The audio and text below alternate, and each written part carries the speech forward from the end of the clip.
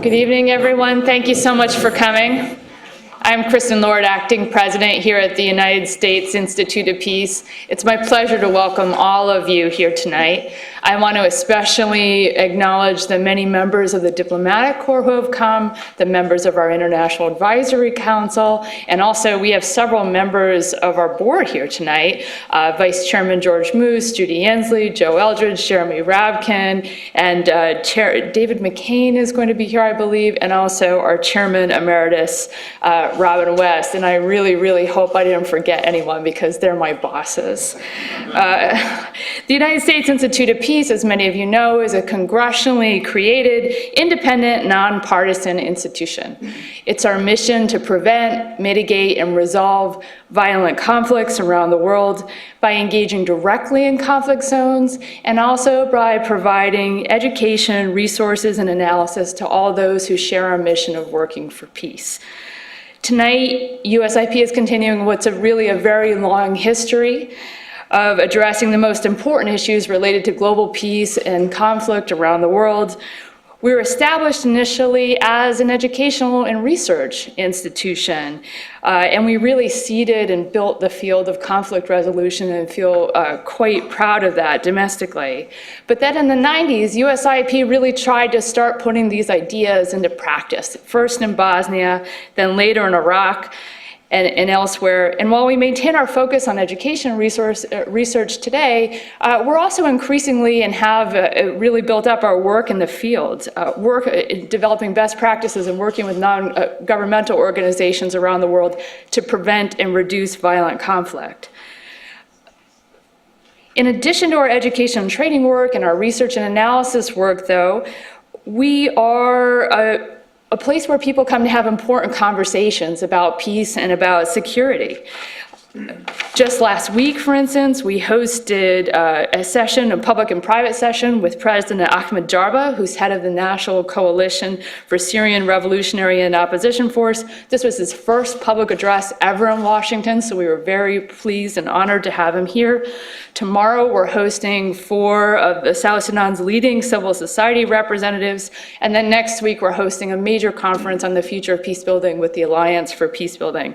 So it's just a pretty regular schedule of events around here, but we really want to be the kind of center where people can come together to debate these important issues. And of course, tonight, that's exactly what we're doing. We have here, we're very lucky to have with us the New York Times correspondent David Sanger and our USIP's board chair, Steve Hadley. They're going to be discussing a very challenging question of what are the drivers of international conflict, what are the levers of peace going forward. If you scan around the world, it's an extremely, extremely difficult question, but one we really have to engage quite seriously, both because of the moral stakes and humanitarian stakes involved, but also because of U.S. vital national security interests. So I know you know David Sanger and Steve Hadley well, but let me say just a few words about their distinguished biographies. David Sanger is chief Washington correspondent for the New York Times. He's also the author of 2 best-selling recent books on American power. One is The Inheritance, The World Obama Confronts and the Challenges to American Power, which came out in 2009. The other is Confront and Conceal, Obama's Secret Wars and the Surprising Use of American Power, which came out in 2013. At the Times, David has reported from New York, from Tokyo, and from Washington. He's covered really a wide range of issues related to foreign policy, globalization, nuclear proliferation, and Asian affairs. As a result of this work, he's been part of not 1 but 2 Pulitzer Prize-winning teams at the Times. And then before covering the White House in 2009, he was also very squarely focused on the relationship between economics and foreign policy, and wrote extensively on how issues of national wealth and competitiveness have come to redefine the relationship between the United States and its major allies. Now, in this bio, David, I'm sorry they left out the most important high point of your career, which is that you were Jennings Randolph Fellow here at the U.S. Institute of Peace. So I just wanted to call that to everyone's attention. and now Stephen Hadley.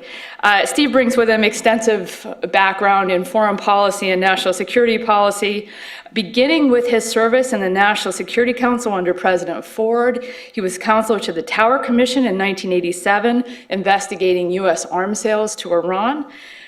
He was, from 1989 to 93, he served as Assistant Secretary of Defense for International Security Policy, where he focused on arms exports and technology control matters, as well as a variety of other issues.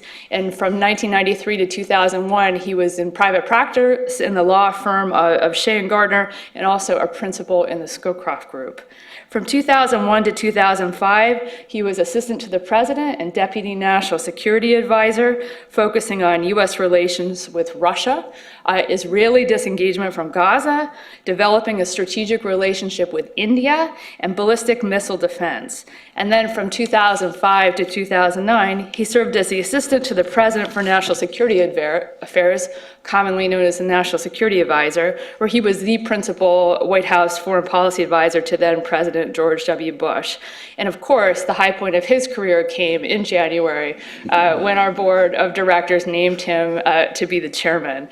So I think you'll agree with me that we have a really fascinating conversation in store tonight. I'm going to turn it over to David and Steve. They'll have a conversation for roughly half an hour, and then invite you to join in the conversation formally here in the auditorium, and then we invite you all to join us in the atrium for a reception and more informal conversation. Steve, David, thank you both very much.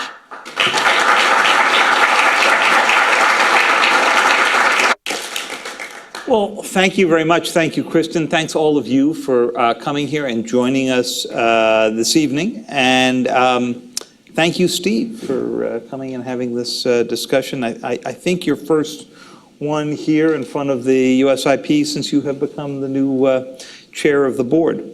It's a remarkable institution, and as Kristen said, I was lucky enough to be one of the Institute's early writers in residence, and I wrote Confront and Conceal here and came to appreciate the complexity of the Institute's work around the globe, had a chance to talk to many of its experts, and really learned a huge amount from just being in the environment of the place. A few words about my friend Steve, something I'll have to offer because he's too modest to say them himself. You heard the formal biography from Kristen. A friend of Steve's really recently described him as the epitome of the modern national security professional. Cool, serious of purpose, analytical, a disciple of Henry Kissinger. You heard that he had been general counsel of the Tower Commission, which of course led to sort of the reinvention of how the NSC operates. He became one of the country's foremost experts on nuclear strategy, on ballistic missile defense, modern day deterrence. But he's always managed to keep his eye very firmly on the central issues of American national interest. And so it's no surprise that among others, he worked very closely, and I think fair to say learned a lot over the years from Brent Scowcroft, who most people sort of regard as the gold standard of American national security advisors. I first met Steve when he was preparing to be the Deputy National Security Advisor to Condoleezza Rice. I remember a dinner over lobster in Kennebunkport, it wasn't so rough, where we had some early conversations about what the administration had hoped and planned for what Steve kept referring to as a liberation of Iraq, and I kept referring to as an occupation of Iraq. We've never quite sorted out which one of us was right, but we talked a lot about the historical comparisons with the occupation in Japan, a place where I had served as a correspondent for many years. And that was a sort of an interesting reminder of what Ernie May, the great Harvard historian, had talked so much about why history rhymes and doesn't repeat itself. But it was a real sort of thinking in time moment, to use the title of Ernie's great book. We had ongoing discussions during the years he was in the White House about how to deal with weak states, about capacity building, about nation building, something on which his boss, President Bush, had changed his views quite dramatically between his early presidential campaign in 2000 and then what he found necessary when Afghanistan and then Iraq happened. And these are all issues that, of course, occupy the Institute of Peace, so I'm eager to be discussing them. I also learned along the way that Steve's got some fairly strong views about the New York Times. And it won't surprise you that not all of our encounters would have led him at the end of this to suggest to all of you that you sign up for a digital subscription. We differed on a lot of stories, from whether the U.S. pulled out of Afghanistan prematurely to fight the Iraq War, our insistence on the publication of some details of the NSA surveillance programs in the middle of the Bush administration. Those revelations look pretty innocent compared to what we've published since, but it was interesting at the time. We talked a lot about what the Times had learned about Iran's nuclear program and the efforts to stop it. In each of these, I would say it was fair to say, and Steve can speak for himself on this, that we didn't always agree on the journalistic merits of publishing some classified data. But Steve, I can say with confidence, made the best, most coherent arguments for what we shouldn't publish. And he won a few of those, probably more than he'd like to admit. He lost a couple. He'll tell you about those. And he retained this uncanny ability, which I deeply respected at the time and do even more so today, to sort of pick up the next day and deal with you on the next story. And I think that that comes out of a recognition that we played very different constitutional roles. And he had a government to represent, and I had the role of the media to represent, and we have, the founders, Madison made the First Amendment first for a reason, and we both understood that we would not come to full agreement on these issues, and that we probably shouldn't come to full agreement on these issues. Here's how I envision the next hour. I'm going to engage Steve in a conversation about the mission of the USIP, the state of American power, his thoughts on Russia, his thoughts on Putin these days, on managing China's rise, and then we'll open up the conversation to all of you, and we've got some microphones around that you can go up to. So Steve, let me start with USIP itself. To anybody who's walked through the doors here, it's pretty obvious this is not a think tank. This is a place where the thinkers are mostly also doers, and most of them are deployed around the world, not necessarily here in this building. How do you envision the mission of this institution at this particularly chaotic moment in the world? Well, let me express my appreciation to Kristen for her introduction, for you, David, for taking the time to be here. You are a busy man, very much in demand, and for all of you for coming, and my fellow board members for being here. It's a real privilege for me to be associated with this institution again. This is the third time I've served on the board, and someone came up to me and said, yeah, well, maybe this time you'll finally get it right. So I'm gonna try to do my best.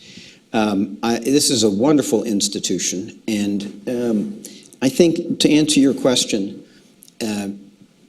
its role is ever more critical given the way that the world is changing and given the kinds of conflicts and potential conflicts we're going to see out there.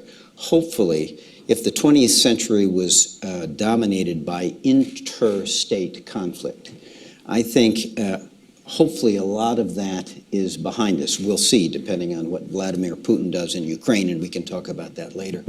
But what we're seeing is disruption and conflict within states. It is fueled by transnational problems of organized crime, about terror, about traffickers. It's also fueled by internal subnational problems, if you will, tensions over ethnic differences, religious differences, and resource competition. There's a long list of things on which people can fight about. And the insight of this institution is, yes, there will be conflict, but conflict does not need to result in armed conflict, and there are ways to avoid that. and those ways can be learned and they can be taught. And that's really what the mission of this organization is. I say that it's even more relevant because as we deal with these kinds of problems, there is a terrific role for the Institute really in two ways. One of the things we learned about Iraq from our engagement in Iraq, in Afghanistan, we're learning today in Pakistan, is in these situations where there are societies in conflict, particularly where there's terrorism that has taken root in those societies. You're not going to solve the problems by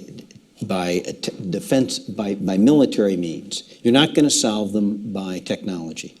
You can have a drone program in Pakistan till the cows come home, and it will not bring stability to that country. And what we've learned is that in addition to strengthening security forces in countries, you've got to strengthen the institutions. I don't call it nation building. Countries build and peoples build their own nations, but you can help them to develop institutions.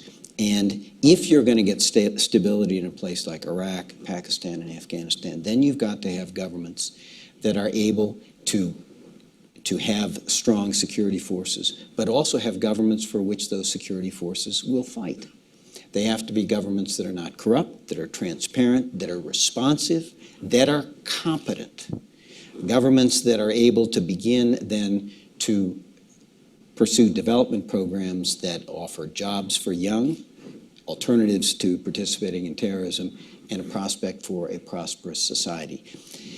We can help that process, but the skills that are required require you to have this very exquisite combination of governance initiatives, development initiatives, and efforts to broker peace among competing groups. These are civilian capabilities. We tried to give this mission in some sense to the military in Iraq, and we found that the military, and there's no military in the world better than ours, were not well suited to them.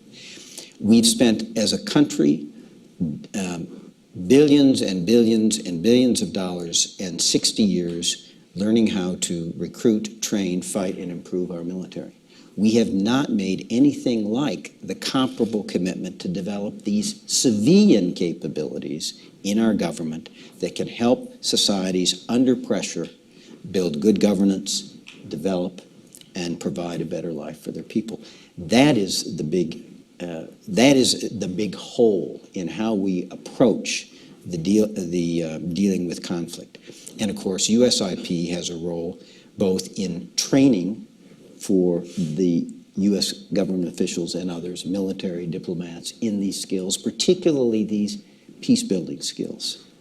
But second, and one of the things I've learned here, and it's a little ironic for me to be up here because what I'm saying to you on this subject, I learned from a lot of people in the audience and people in this organization. But there is a real opportunity. I've spent my career in the issue of brokering peace from the top down, from the vantage points of governance.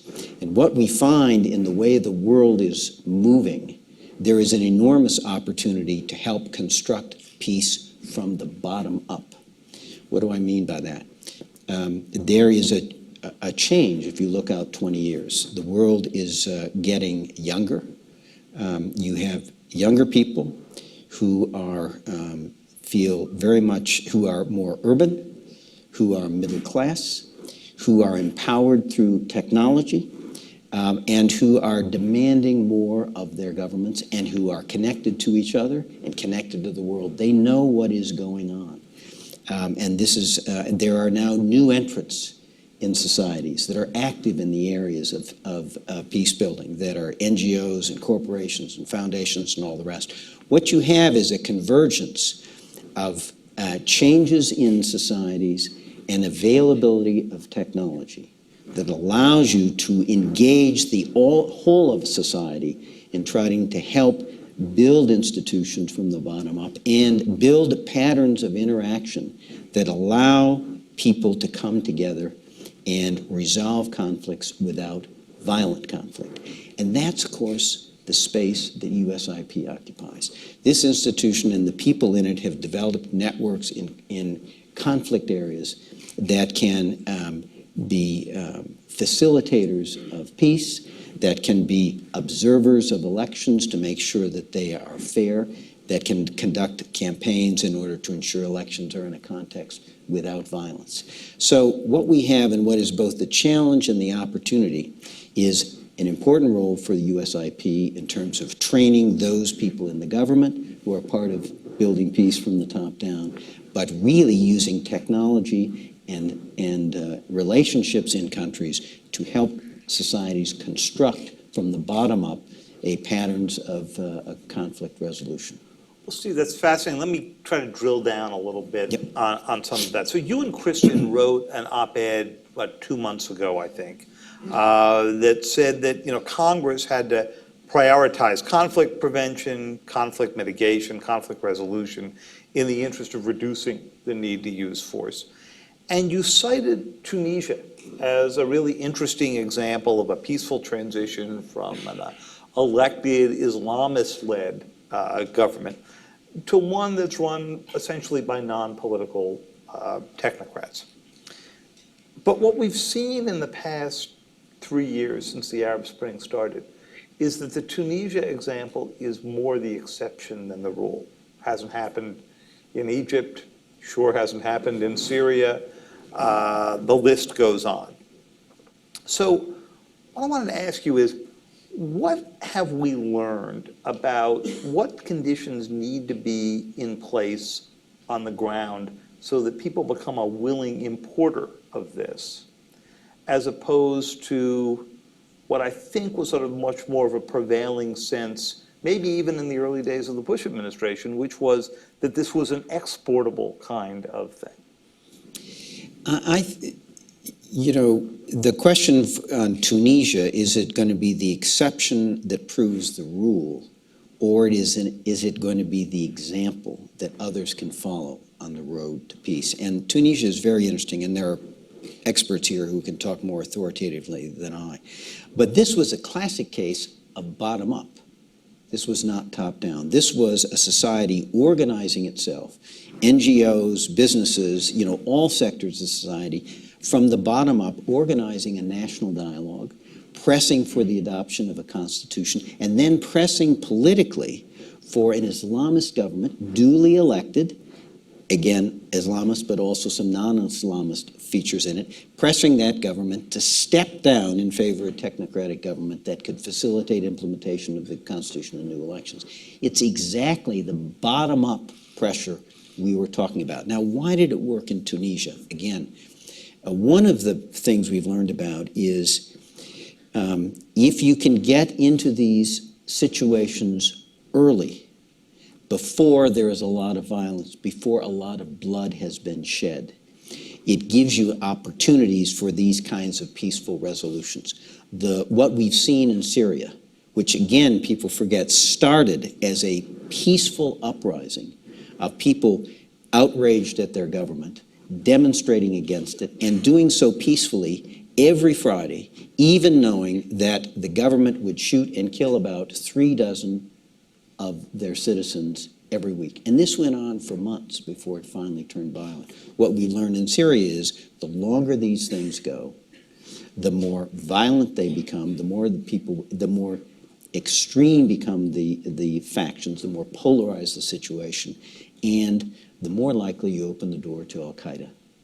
And that's exactly what we've seen in Syria. So the trick is to get into these situations and get into them early, before the cycle of violence begins. Because, once blood is spilt, you are going to extend by generations the time before you're going to get an ultimate reconciliation. I think that's the lesson in Tunisia. Well, that's interesting, because if there is a critique of the United States that is around today, it's that the United States isn't getting into these as early. There was that remarkable cover of The Economist just a few weeks ago that asked the question, what would America fight for? Now, if you got an Economist cover or a New York Times front page story 5 years ago, 6 years ago, the complaint that the world had at that time was that the U.S. was willing to intervene too rapidly, and that's what had happened in Iraq and in other cases. Though I would say the second Bush term had a different tone on that than the first term did. So is it your view that the United States, because of decisions the president has made, because of public opinion, because of the view of Congress these days, and this is not as much partisan as just sort of a overall view that you get in public opinion polls, that the pendulum has swung too far in the other direction, that we've gone from a perception around the world that we were too likely to intervene to a perception around the world that we were leaving vacuums? I think, in a way, both of those perceptions are overdone. And we, in the Bush administration, bear some responsibility for that. I think the Iraq War got characterized wrongly as using military force to impose democracy, which, again, I must have said 1,000 times, was not, we use military force for national security objectives, and that people would have to build their own democracy. So one, I think it was characterized heavily on the military instrument, even though, as I said, there was a lot more that needed to be done to help reconstruct that society. And then secondly, it got this sort of unilateral flavor, when in fact we had, upwards of 40 countries with us in Iraq. But of course, we didn't have France, we didn't have Germany, we didn't have Russia. And those are big countries and a couple traditional allies of the United States. And the fact that it was not unanimous does not mean that it was unilateral. But that's how it was characterized. And we, I think, lost the message battle on that. It's our fault. I think, though, what happened with the Obama administration is they clearly viewed Iraq as an enormous mistake, and a mistake they were not going to make again. And they were focused on the sins of commission, the mistakes we've made, and I think that's how they viewed Iraq. What we've learned in Syria, however, is that there are also sins of omission, the failure to act, and many times the consequences of the failure to act can be greater than those, in some sense, of the sins of commission. And Syria is not only a humanitarian tragedy, it is encouraging Sunni-Shia tensions. It has opened the door to Iraq. It's destabilizing its neighbors in terms of Iraq and Lebanon. Refugees are a huge burden for Jordan. So I think one of the lessons is, you can overlearn the lessons of the last war. I think the cover shouldn't have been what will America fight for, but what will America stand for? Because the impression you get in the Middle East and the Far East is that we're disengaged. We're pulling back. We don't want to lead. We either want to lead from behind in Libya or lead not at all, as in Syria. And that, I think, is overdrawn. I think it's unfair to this administration. I think they have a more cautious approach. I think they're particularly cautious about the military instrument, not in terms of going to war, but using the military instrument as leverage in our overall diplomacy. But I think that is the impression, and it's very destructive because the world still needs and wants American leadership. In the first term, I think it's fair to say that they thought they had some new tools, many of which you left on the desk for them. In the first term, they called this the light footprint strategy. And the three big elements of it were drones, which you made a reference to before. Well, armed drones really came to be in the Bush administration, but it was President Obama in his first term that made use of them roughly six-fold more times in Pakistan than the Bush administration had. You had cyber, something I've written a fair bit about, started again in the Bush administration as a tool to be used in some cases, not in others. Was again, the use of it was expanded considerably in the Obama administration, in the Iran case. You had special forces, which of course had improved in their quality dramatically during the Bush years. What had become infrequent use became almost nightly use in Afghanistan. They learned a lot along the way, and that became one of President Obama's favorite tools. There's a sense, though, that in the second term, those have not been as useful to him. Maybe it's the nature of the conflicts. What's your diagnosis? I think the problem is, we as a country have a tendency to be fascinated with technological solutions, and we do have this wonderful military, and when you have a wonderful instrument, you have a tendency to use it. But I think what we've learned in Pakistan, what we learned in Iraq, what we learned in Afghanistan is to bring stability to these societies and ultimately to overcome the pressures for conflict. And it is ultimately a political problem. It is not just a security problem. It is not going to be solved by special forces and technology. As I talked about, it's going to be helping these societies construct their own institutions, security institutions, but governmental institutions that are effective, that are not corrupt, that are supported by their people, that deliver for the people.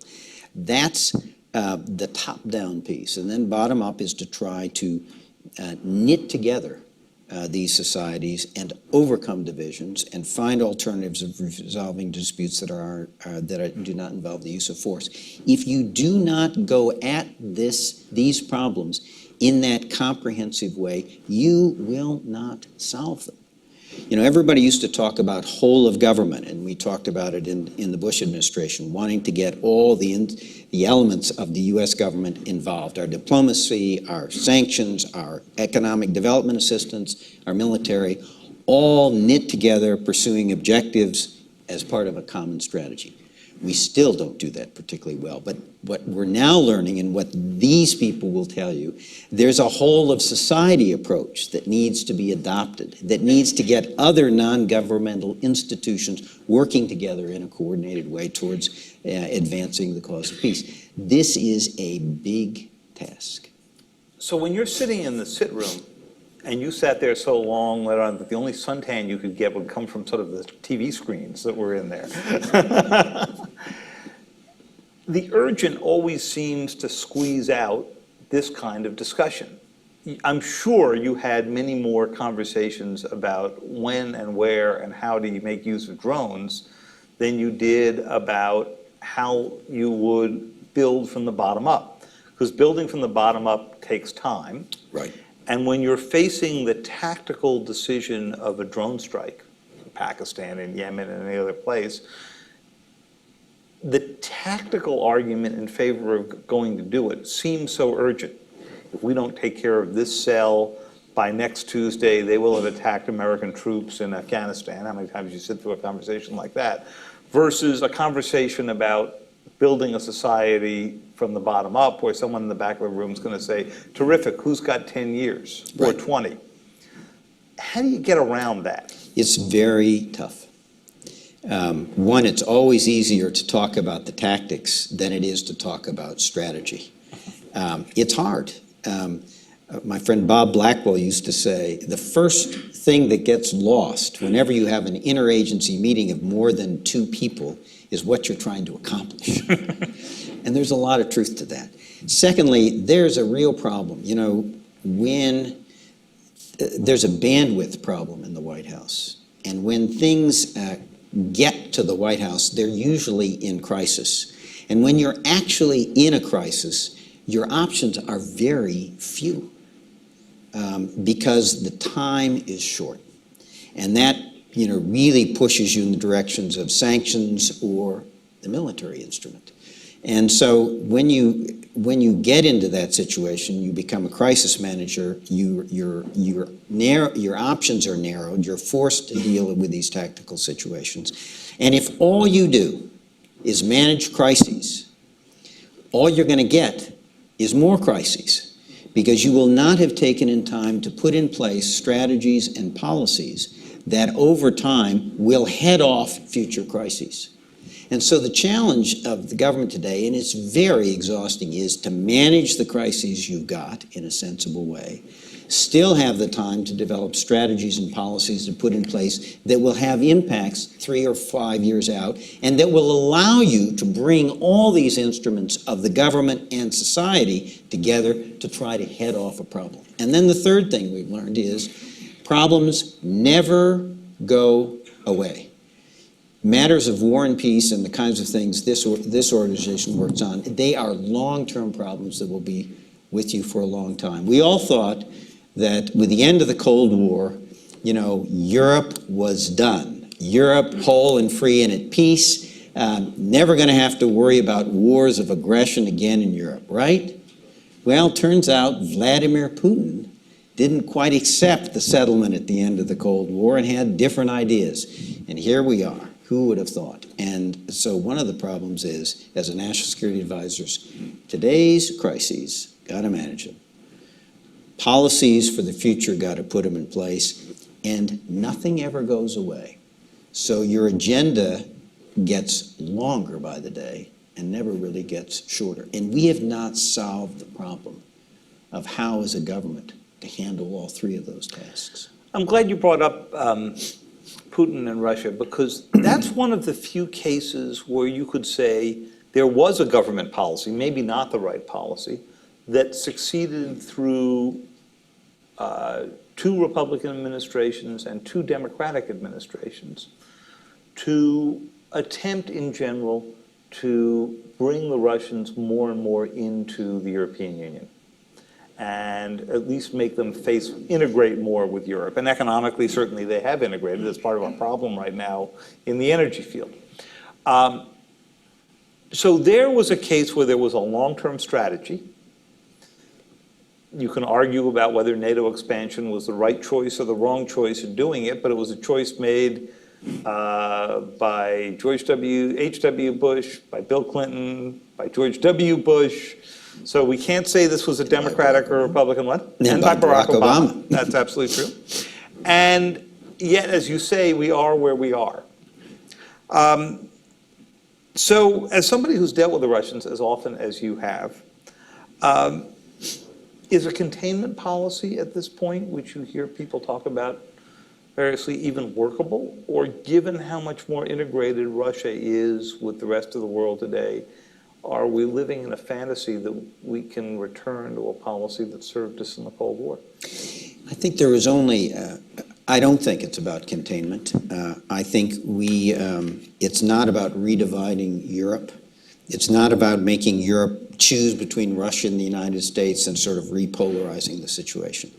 But there really were 2 policies, and one was the project of a Europe whole and free and at peace, which was taking those regions those states that came out of the Cold War, were part of the Warsaw Pact, or were part of the Soviet Union, that are between Russia on one side and the West, as we say it, on the other, and gradually bringing them west. And that actually largely stopped in 2008 with the slowdown of NATO enlargement, the refusal to give a membership prospect really to Georgia and Ukraine. The EU stopped expanding. We did not pay attention to energy, so that Europe became increasingly dependent on Russian oil and gas rather than decreasingly dependent. So I think there were 2 things. I think we failed to pursue our own project for Europe. And of course, Vladimir Putin had a different view of how Europe should be organized. And that, I think, is the problem. And we will see where that heads. But I think the trick, and we've sort of run out of time, but the trick is to fashion a long-term policy that reduces his leverage, that deters him from taking action, that brings some of these states west and strengthens their institutions so that they're not vulnerable to what he's doing in Ukraine. And to do it in a way that doesn't try to redivide Europe. I think that is possible, but it again requires a very sophisticated long-term strategy. And to think that you're going to fix this by some quick sanctions on Russia is just a fool's errand. That won't do it. One last question before we go out to the audience here, and that is, we can't go through a conversation like this without raising China briefly. When Xi Jinping came into power, the guesswork was he would focus on his economy at home, that he would focus on reform, that he would focus on the anti-corruption agenda he had talked about, and that along the way he wouldn't challenge the United States or neighbors because he didn't want the distraction while he was in the midst of all of this. We didn't have that exactly right, did we? In the end, he's been doing both. You've seen some of these challenges on the islands, this oil rig off the Vietnamese coast. They haven't been heavy-duty challenges, but they've been enough to say we are laying out this territory in a Monroe Doctrine kind of way. Did we make an error along the way? I think it's too soon to say that we've made a mistake. I think actually, if you look at what he's doing, he is focused on his internal reform. He's set a very robust 10-year agenda. He's going to, and he knows, and the Chinese will tell you, that they need a benign international environment if they're going to pursue that agenda, which is to strengthen their economy and develop their society. Yes, these are complicated situations, and I think particularly in the East China Sea, we're there partly because of mistakes by the DJP government in Japan. But we are where we are. And I think if we are going to head off these problems, then we have to have a situation where we do two things. We are both very present in Asia in every way, diplomatically, economically, trade, militarily, that we stand by and reassure our allies and I think thereby, in some sense, deter China from going too far with aggressive instincts, and at the same time engage China, because China is a huge player. We face a lot of global challenges that will be solved only if the United States and China can work together and lead the international community, whether it's energy problems, environmental problems, terrorism, proliferation, you name it. So, we got to have that old formula, which we've had all the time. Cooperate with people where you can, stand tall against them where there are differences and that they threaten your interests. And finally, we need to continue to have a dialogue with China about their need to provide not only greater economic freedom, but greater political freedom. Because in the end of the day, the Chinese people will not reach their full potential until they are not just economically greater freedom, but have more political freedom and are able to participate in governing their future. That's a dialogue that's probably better done in private than public, but it's got to be part of our policy. Great. Well, let's turn to all of you. We've covered a fair bit of territory. We've left a lot of territory untouched. If you just raise your hand, try to make your question a question, and tell us as well who you are, and we'll be delighted to hear from a few of you. Who's the first victim out here? Right here, sir.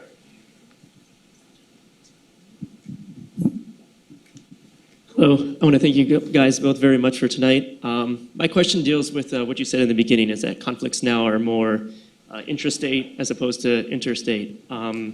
So in places like the Middle East, where the notion of state is very loose, how does institutions like USIP even begin to implement programming to help build institutions when Libya to somebody in the north can be very different to Libya from somebody in the south? It's interesting because there are a lot of people who are now saying that the borders laid down by the Europeans in 1920, have to be reconsidered. And Iraq, which is someplace the Institute has been very active, and Dick Solomon, who's here, led the effort to get USIP involved. There was a time when the thought was, Iraq ought to break up, and it ought to have a Sunni Shia section, a Shia section, and a Kurdish section. The only problem was that the Iraqis didn't like the idea. And in the end of the day, it's their country and they get to decide. But there clearly are tensions between those communities. And one of the things that USIP, I think, is good at is finding vehicles for bringing those communities together, constructing a dialogue, a reconciliation that both gives them the mechanisms for dealing with their problems without violence, but at the same time helps resolve some of the underlying problems that give rise to those disputes. I'll give you an example. There's some discussions now. Everybody thinks there needs to be a reconciliation between Sunni and Shia, and that this maybe can happen after the new government is formed. Well, but everybody's got their politics, and there are a number of Sunni politicians who, as soon as they reach out to Shia, it's a little bit like the Tea Party movement in the United States. Someone challenges them on the right about how can you be talking to those terrible Shia? So one of the questions is, again, on this bottom-up process, and some folks here at USIP are working on that, can you work in the Sunni communities to build bottom-up support, political support, for those Sunni politicians who are willing to show the courage to sit down and try and bridge differences with the Shia? That's, right in the wheelhouse of USIP, and it's exactly the kind of thing that's very hard for the U.S. government to do. It is in their wheelhouse, but when the institution's name begins with the word United States, does that make it harder in some ways? Because at home, when you're in these communities, it's very easy to demagogue well, you're clearly a front for American policy out here. So how do you manage that? It's always been a hard issue for any American institution, but particularly one where the name makes pretty clear and the congressional charter makes pretty clear. Well, some would say this is making a silk purse out of a sow's ear, but we actually think this is one of the great strengths of the institution, because it is not part of the United States government in this sense. As Kristen says to everybody, we are not under Chief of Mission Authority, and USIP people in country can go anywhere, subject to considerations of security. People, when they meet with us, know that they are not meeting with the State Department, but they also know that they're not just meeting with any other NGO, that this is an organization that, while not being a front for the U.S. government, nonetheless has ties to the U.S. government. And that gives it an authority that allows it to play a much more, I think, significant role. And it's also a terrific tool for the United States government, because there are people who will come quietly to the USIP office and meet with USIP people, knowing probably that message will get to the U.S. government, who cannot be seen to be going to the embassy and sitting down with State Department officials. So we think that's actually one of the great strengths and unique characteristics of this institution. Fascinating answer. Sir, there's a microphone coming right behind you. Thank you very much. I am Dr. Nisar Chaudhary with the Pakistan American League.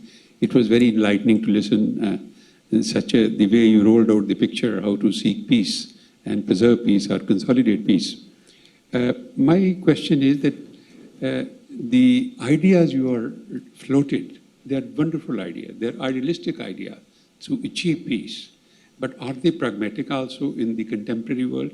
Because how can you treat a patient if the patient doesn't cooperate with you? When you say institution buildings in other countries. I'll just give the example of South Asia. South Asia, you mentioned about Afghanistan, Pakistan.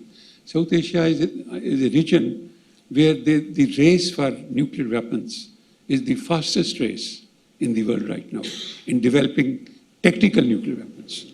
What kind of leverage USA can have to really diffuse and stall that kind of race? Because all those countries are poor countries, very poor. And the resources they divert in developing elements of human destruction, some leverage should be used so that they invest that money to improve quality of life, living conditions, and infrastructure of the people of 1/4 population of the world. What is your take on that?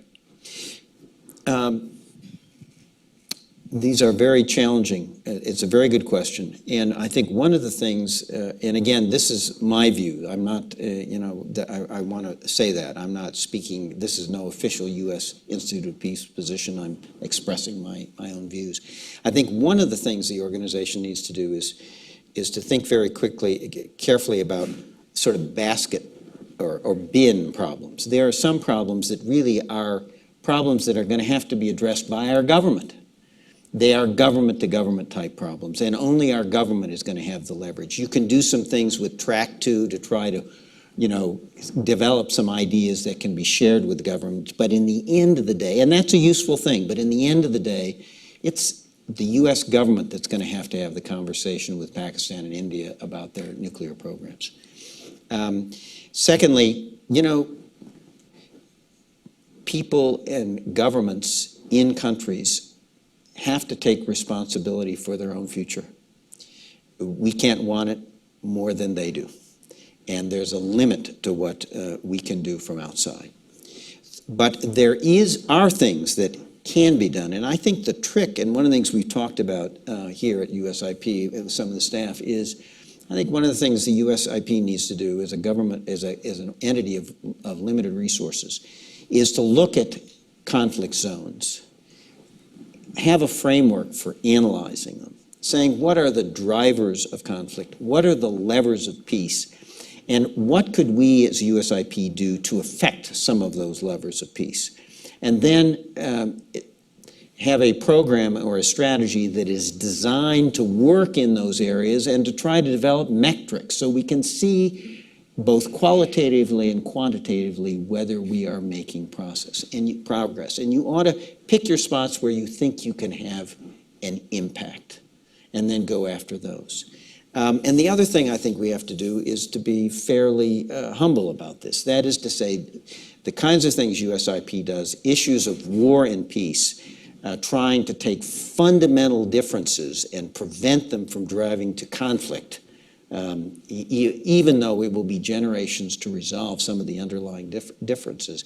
It means this is a hard project that's going to take a long time. That we're not going to have, you can't say we're going to, end the India-Pakistan dispute over Kashmir in 18 months. It's not going to work like that. So I think we have to be clear-eyed. We have to be discriminating of where we get engaged. We ought to have a plan that is realistic about what we can do and what we cannot do. And then we need to evaluate and measure our progress and see whether we really are having an impact on advancing the course of peace. That, if we can do that, it seems to me, then we can make a good contribution for an organization that, has very limited resources. Young lady right up there on the aisle, right here. Thank you. This is Amal Mudallali. I have two quick questions, very easy questions. It's good to see you. Nice to see you again. My question, the first one is the Iran negotiations. I just got back from Lebanon, and there's a concern in the region that these negotiations are focusing on the nuclear without addressing Iran's influence and increased influence in the region, and it's at the expense of the different countries, especially Arab countries in the region. I was wondering if you can address that. The other question is concerning the Syrian crisis. It's obvious from yesterday's resignation of Ibrahimi that from last couple of months that the Geneva process has collapsed. I was wondering if you were in the White House, what would you do now? How would you handle this crisis? How do you go forward? Thank you. Two easy ones. Yeah. How come I never gave you softballs like that when you were in office? Right. So Iran, the problem for the administration, I think, is, again, it's unfair, but the following perception is very much rife in the region. And I think it may be less a perception than an articulation of a fear. That we get American policy, it's that Bashar al-Assad can kill hundreds of thousands of his own people as long as he doesn't use chemical weapons, and Iran can go ahead and destabilize its neighbors, support terror, do all the things it's doing to be a regional hegemon as long as it doesn't have a nuclear weapon. Now that is a terrible mischaracterization of the policy of the United States, but it is the sense that is out there.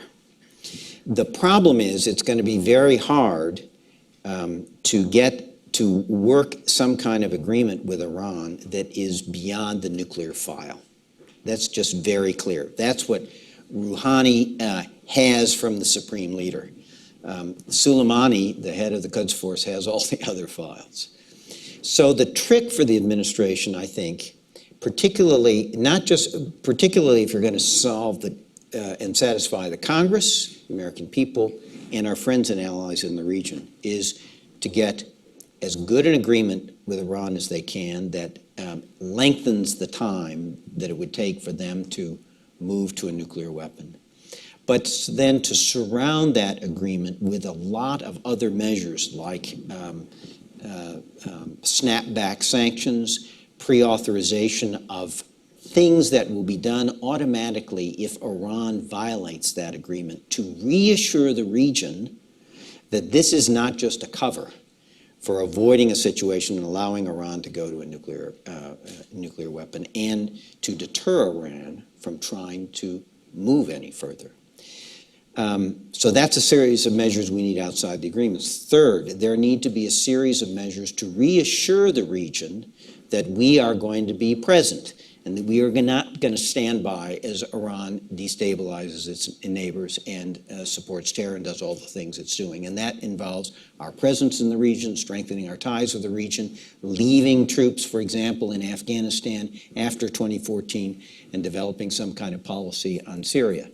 And then finally, we ought to see, in the wake of a nuclear deal, whether in fact Rouhani is strengthened enough and sincere when he and his foreign minister say that they would like a broader, more positive relationship with their Sunni neighbors and the United States. To see, for example, if Rouhani is willing to take over the Syria file and could actually cooperate to try to get rid of Assad over time and bring down the violence in Syria. Those are all things we have to do to address the issues that you're talking about. So in some sense, the nuclear agreement, which is everybody's focused on, is only a piece of what has to be a much more comprehensive approach to the region. Syria, you know, I'm in print on Syria. You know, I'm going to give you an unfair answer. I hope that if I were national security, Syria wouldn't be where we are, because we would have done things 2 or 3 years ago to put it in a different place. I think in the short run, we don't have a lot of options. And I think the administration is right to try to keep the coalition together, to try to train and arm a vetted democratic opposition that can be a force in Syria, not only to put pressure on the Assad regime, but also a force that is going to deal with a very substantial al-Qaeda threat in Syria and now in Iraq. A kind of threat that cannot be met by a drone program or U.S. Special Forces, but can only be met by the people themselves. And that's a starting point. And then I think in the end of the day, what we need is a situation where there is kind of a government of national unity, if you will, made up of elements of the regime and of the democratic opposition that reassures all Syrians of all ethnic and religious backgrounds that there's a place for them in a new Syria, that begins to bring down the violence, and that goes after al-Qaeda, which is a real threat to the region and a real threat to the United States. But, you know, this is, you know, it's really hard, and it's hard because, as some of us have said, the longer this goes, the harder it is to manage. And the fewer options you have, and that's where we are. And I think it's going to take us a lot of time to work ourselves back into a situation where we might actually be able to find a solution to Syria.